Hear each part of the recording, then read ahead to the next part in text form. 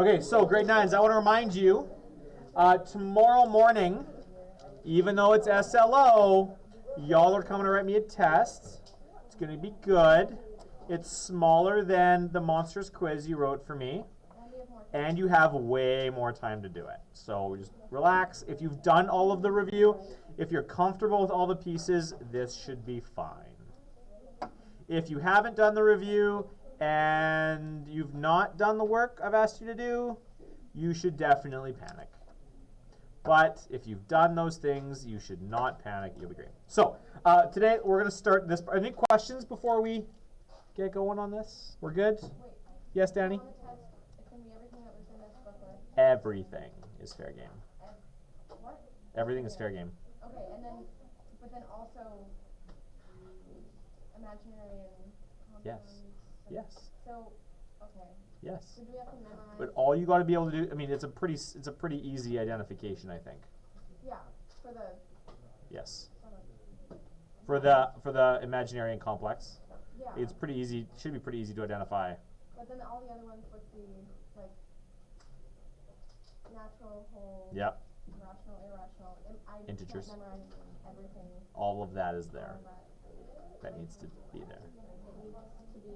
Buried within your brain. Okay. Yes. You will not be allowed a calculator on this thing. No calculator on this thing. Which means you're going to do some longhand math, probably. There might be one question where I allow you to have a calculator. There might be one. But we'll see how that goes. So here we go. Exponents. We've seen exponents before, yes? What are exponents?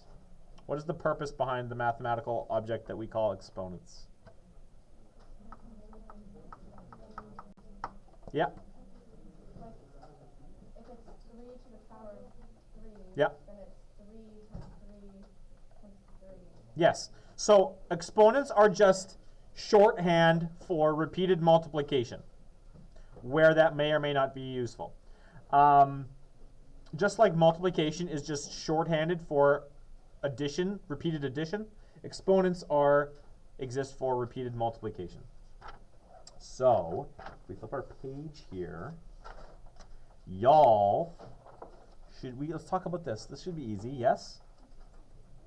What do you know? Have we memorized any of these? What's going on here? Talk to me. Do you guys know what power of like when I say something to the power of 0? Have we done this before? Is it just 2? That's a good question. Or is it? Some of you said 0. I heard someone say 1. I heard someone say 2. Okay, so let's forget the powers of 0 for a second. Let's come back to those. We'll talk this through.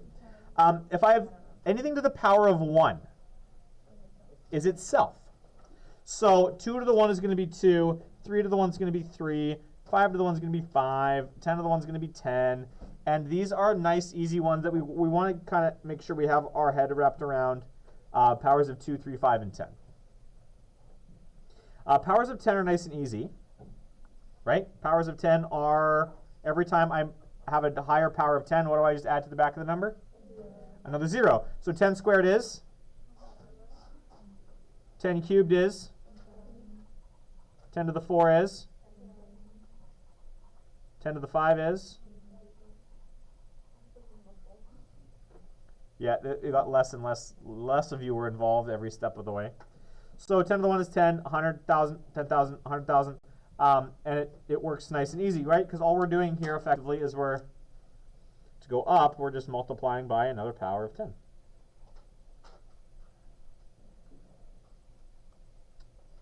So then my question is, what if I wanted to go backwards? What if I'm starting at 10 to the 5 and I've got 100,000 and I want to know what 10 to the 4 is? To go backwards, what do we do? I'm just going to divide by 10 to get rid of one of those zeros, right? Which might sound really trivial, but there's a reason for that. There's a reason I'm doing this. So 100,000 divided by 10 gives us the 10,000, which is 10 to the 4. Dividing by 10 again knocks this exponent down 1, and it gives me 1,000. Dividing by 10 again is going to knock the exponent down from a 3 to a 2. It's going to, because 1,000 divided by 10 is 100. So then to go from 10 squared down to 10 to the 1, I'm dividing by 10 again, going from 100 down to 10. Now, let's figure out what these 0 exponents are. If I have, because if we look here, every time I divided by 10, I knocked the exponent down 1, yes? And then I just divided my value by what I was dividing by. So if I divide 10 by 10, it's going to take my exponent, it's going to knock it down. 1 minus 1 is? So now I've got 10 to the 0, and this is where we're going to come up with our definition for the power of 0. 10 divided by 10 is? 1. And this is the reason for it. Because it's just to undo the repeated multiplication, I'm just doing a bunch of divisions. And so by definition, anything to the power of 0 is, and so that's going to be true of 2 to the 0. It's going to be true of 3 to the 0.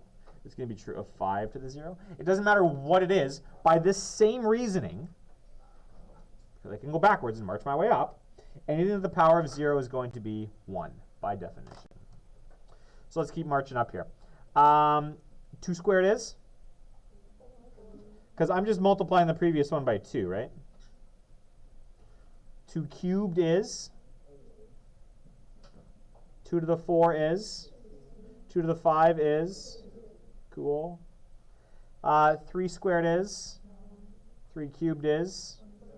3 to the 4 is? Love it. 3 to the 5 is? 243, love it. The 5s are a little easier. 5 to the 1 is? 5. 5 squared is? 5 cubed is? 125. Now we've got more mumbling. 5 to the 4? 5 to the 5?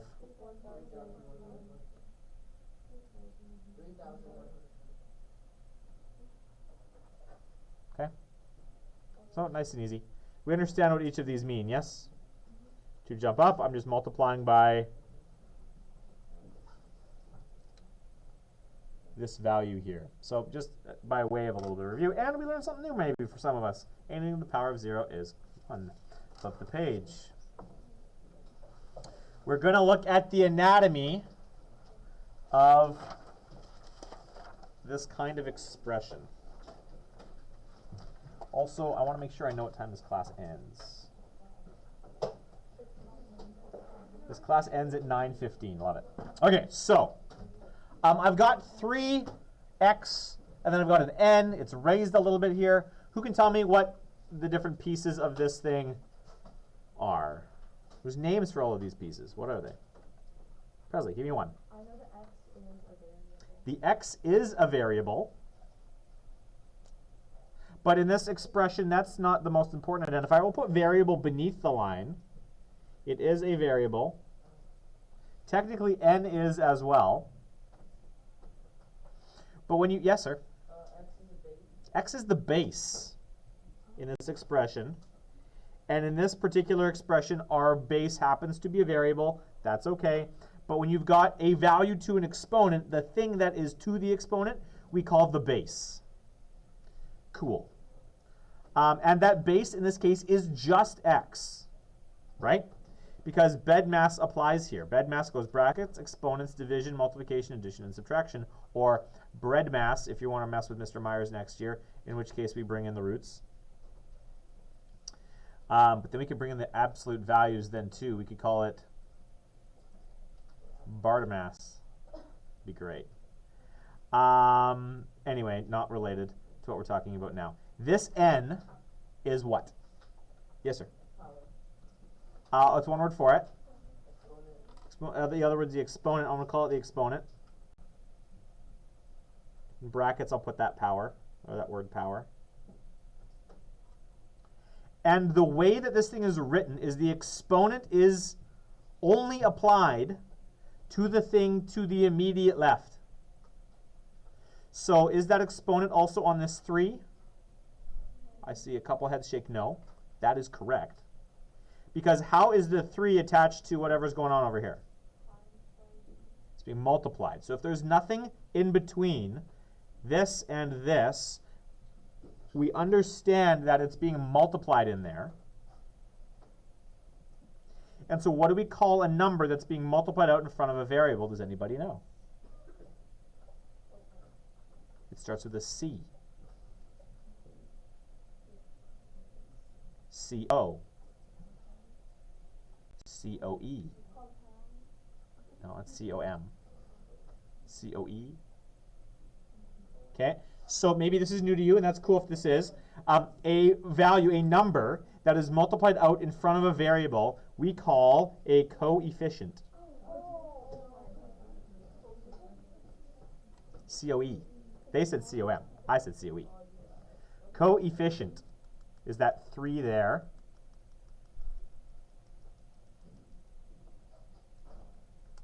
And now this last, actually, I want to put that note in here. This thing multiplies to the variable. And BEDMAS applies, right? The first thing that gets applied to the variable would be the exponent, and then we multiply the result by 3. What is this entire expression called?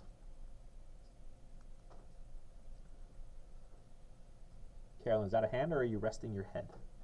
You're resting? Okay. We've actually labeled something incorrectly here, and I allowed it to happen just to prove a point. Because the language we choose to use is actually really important. The incorrect label that I'm hoping that you've written down so that now we can all cross it out together. Don't erase it. I want you to actually cross it out because then you'll remember. Is this thing right here. Exponents are not called powers. Technically, exponent is an exponent. It is a section of this wider expression, and this expression we call a power.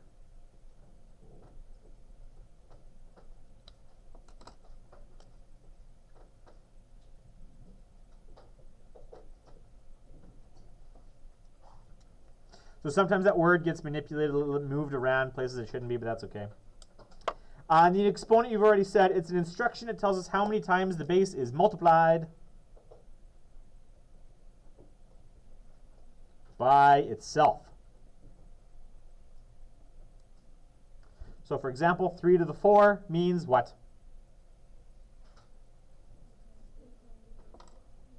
3 times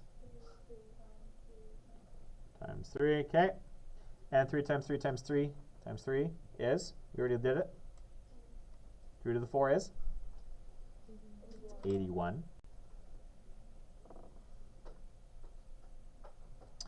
Each one of these representations has a different name. We call this 3 to the 4. We say that that thing is in power form.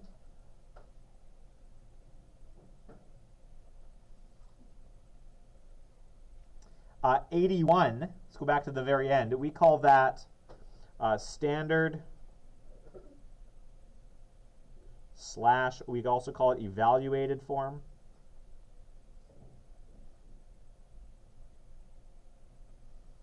So if I ask you to write it in standard form or evaluated form, that's you just do what the math is telling you to do. And then this we call repeated multiplication.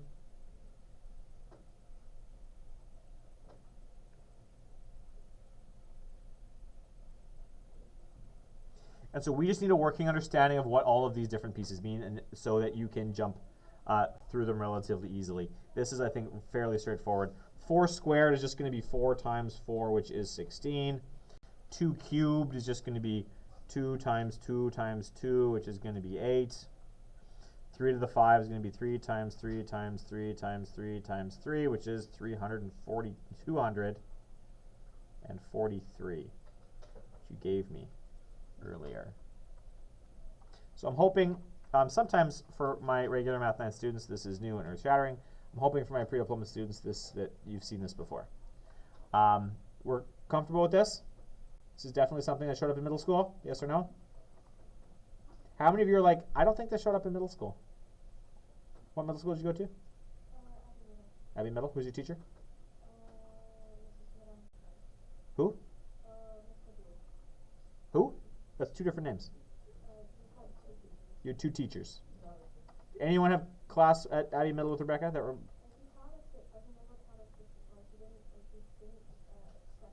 oh, the language. Okay, I'm adding some stuff in here. Okay. But it makes sense, though, what I'm asking you to do? Okay. There's some notes I want to make here. And again, like everything we've talked about so far, the problems show up when we deal with negatives. What does this mean? Negative 3 squared, the way this is written here. Yeah, Carolyn.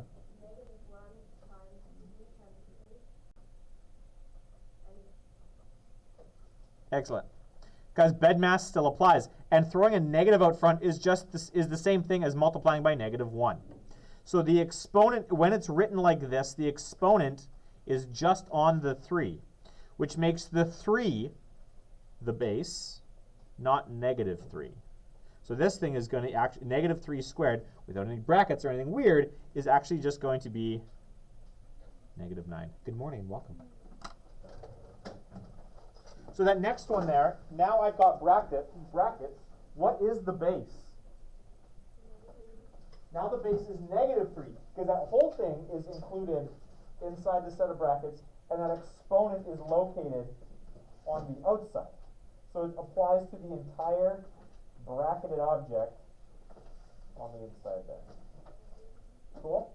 You understand? We're cool with the difference? Yeah, I guarantee you mistakes will be made. They always are. Oh, is this the one? Dang it, it's not the one. No, we thought we found the one and we didn't find the one. I was all excited and then she disappointed me. And she actually found it. It was in there.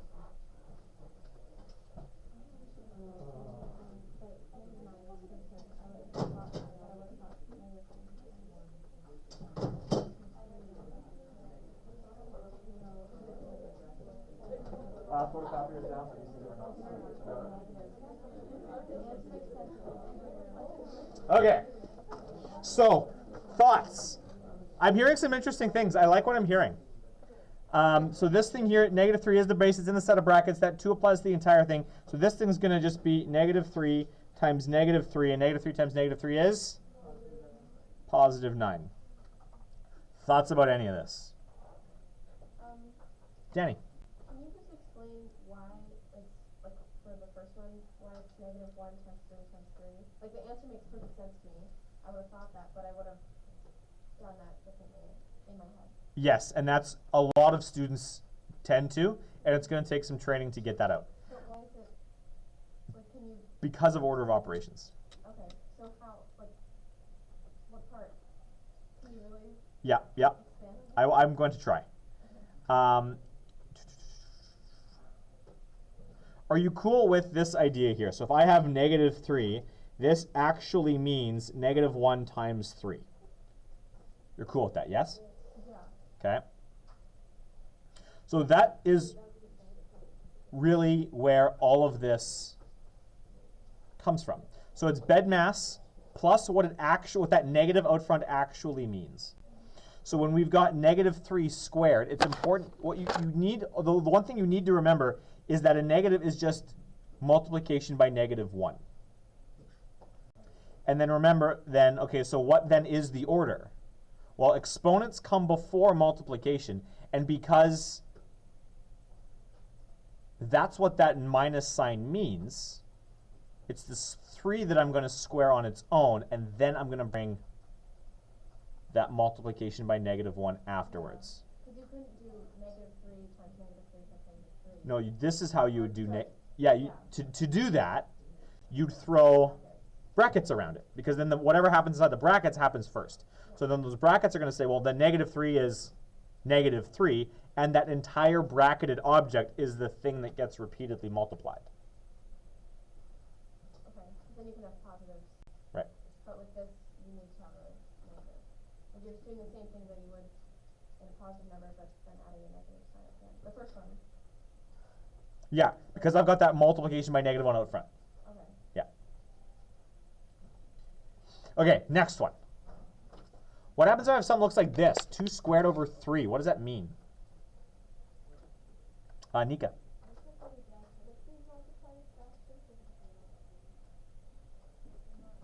That's the question I'm asking you. Yeah, I'm just thinking like what it means, like 2/3 times 2/3. That's one option. Or the other option is what? Well, you said you gave me two options before. I did? I thought you did. You said this or this. Or would it not be? Or would it not be that? Well, let's look at bedmass. Again, this, just like with the negatives, bedmass applies here. Bedmass says that what is a fraction? Let's first talk about that. What does it mean? Fraction represents division. Okay? So I've got an exponent in there, and because I've also got a fraction there, I've also got division. There are no brackets. There's nothing there. So then the thing I'm going to jump to is straight to the exponent piece. In this case, the way that that thing is written is it's 2 squared over 3. Because division happens after the exponents do. So what this is going to give me then is it's going to give me 2 times 2 all over 3. So in this case, that's going to give me 4/3. Nika, what you wanted to do is actually what this example is down here. When I've got the thing in brackets, the division happens first. Okay, well now I've got my fraction, and it's the exponent that gets applied to that entire object. So this is then going to give me 2 over 3 times 2 over 3, which is going to give me, I don't know why I have that in there. This is just going to give me 4 over 9. And then this blank doesn't need to be there. That was a mistake. Are we cool with the difference? The notation we're going to get really picky with our notation now. It's like the English language. Over time, you got pickier and pickier and pickier with the English language. Maybe your elementary school teachers weren't as neurotic about grammar as some of your later teachers may be. But eventually, it's going to start to matter. Math is the same idea. We can't play fast and loose because the notation actually means something, and mistakes are going to happen when we abuse the notation. So examples, I got a couple down here. What do these 3 things each represent? Give me each one, someone. If I've got 5 over 6 squared, what does that mean? Danny. 5 over 6 times 6. So this is going to be 5 over 6 times 6, which is? 5 over 6. Cool. Danny's off the hook. Who's next? Yeah. It's going to give me 8 over 10 because this is going to be 2 times 2 times 2, which is 8 over 10. Cool. And then the last one, 5 over 8 in brackets, all squared. It's going to be what? Yeah. 27 over 64. Love it. Cool. Comments, questions, concerns? So bringing things back. Long gone. No, but it makes sense. Okay, as long as it makes sense. Flip the page. Here we go. We got a little bit of time left.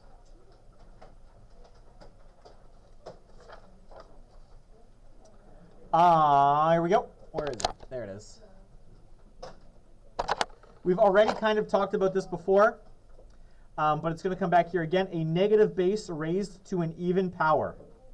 So let's say I have -3. There's my negative base. I have to put it in brackets so that negative gets brought all along to the party. Put to an even power. My even numbers are 2, 4, 6, 8, 10, whatever. Is always going to give me what kind of answer? So it's going to be positive because I'm always going to have pairs of negative values. Every pair of negatives is going to cancel the negative and give me something positive, right? So this is always going to be positive,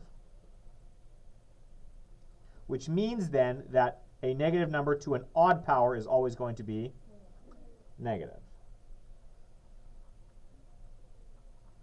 To show that, I guess I've got some examples here. I've got -4 to the 4. That's just going to be -4 times -4 times -4 times -4. We can see here that these two negatives are going to cancel out. These two negatives are going to cancel out. And so I'm going to get 2 positive values multiplied together here. I have 4 times 4 is 16, times 4 is 64, times 4 is 256. That's positive.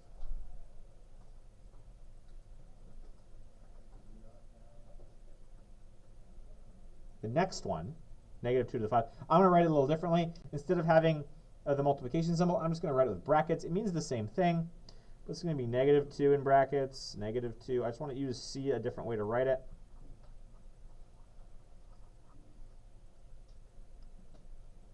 We're We're cool with this meaning the same thing as this. The notation is different, but it means the same thing. These two are going to be positive. These two are going to be positive. And I've got one lone negative here at the end, which means my final answer is going to be. And then 2 times 2 is 4 times 2 is 8 times 2 is 16 times 2 is 32.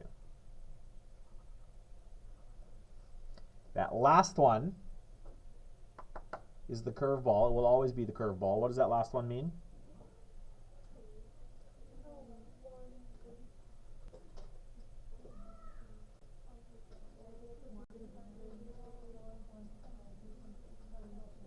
There.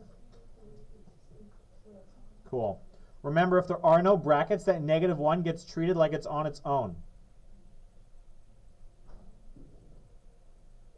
Negative 1 times 3 times 3 times 3 times 3 times 3. Even though the exponent itself is even, the base is not negative. The base is just 3 being multiplied by a negative 1 at the end. So this sucker is going to be negative 1 times the result 729. So that's going to be negative 729.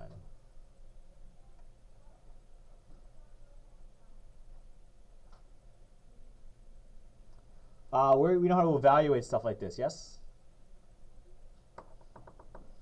What if I have this? 2, and then in brackets 3, close the brackets, squared. What's going on there? Yeah, Carolyn. 2 times 3 times 3. Cool, which is going to be 18. Bedmath says I do my exponents first, so 3 squared. That's the 3 times 3. And then that 2 up front means I'm multiplying that 2 in there. So effectively, you could have thought of it as 2 times 9, which is going to give you 18. What if I have this? 6u cubed if u is 2. How do I write that? What does that mean?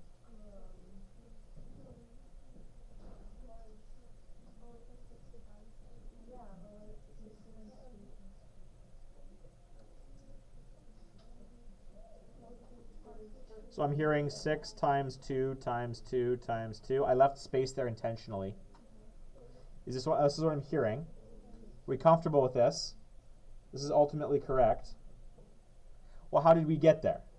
For those of you who might be a little fuzzy on this, yeah, Kyla? Sorry? Oh, I'm sorry, I threw you off, didn't I? Yeah, Danny?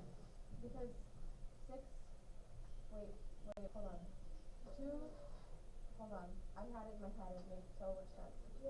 Like, there's the 6 and there's the 2, and if numbers are tied together, they're multiplied. Where is there a 2? No, but it's multiplied by, hold on. I literally couldn't see it in my head, and that was fun. Presley. You rewrite it as 6 times 2 to the power of 3. Oh, we do want the brackets. We do want the brackets. The brackets make our life easier. Whenever you replace a variable with a value, you replace, what I would recommend you do, just to keep your thoughts straight, is replace that variable with a set of brackets and then put the value you want inside that set of brackets. It helps you organize your thoughts a little better. So this then is just going to be 6 times 2 cubed. The 2 cubed is what happens first. 2 times 2 times 2, which is 8. And then you're going to multiply that 6 on there, and that's going to give us 48. Cool. Now I've got x plus 2 in brackets all squared. What happens if x is 3? How is that going to get dealt with? Sorry? What's in the brackets? So this 3 right here is going to replace that x. So I'm going to replace that x with 3 plus 2, close bracket, squared. Does this set of brackets, does this bracket really need to be here in this particular question? No. Because nothing's happening to the 3, I can just drop it. So this is just going to be bracket 3 plus 2, close the bracket, squared. Now I'm going to do the math inside. 3 plus 2 is 5. And then we're going to square that thing, which is going to give me 25. Nice and easy. Writing an exponential form is the last little random piece here. We'll toss that on here at the end. What does this mean?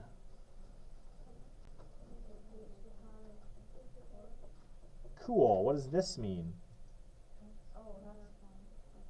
It is hard to read. What's going on there? It is x to the power of 5. Some of these x's mean multiplication and some of them represent variables. What's going on here?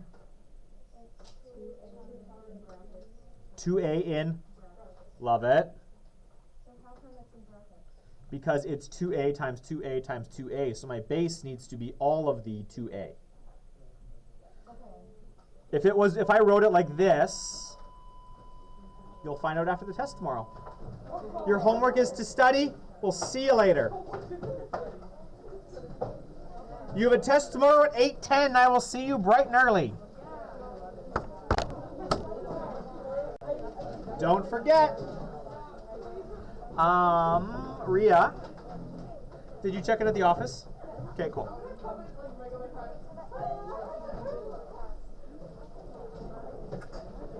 You're just coming tomorrow at the regular time.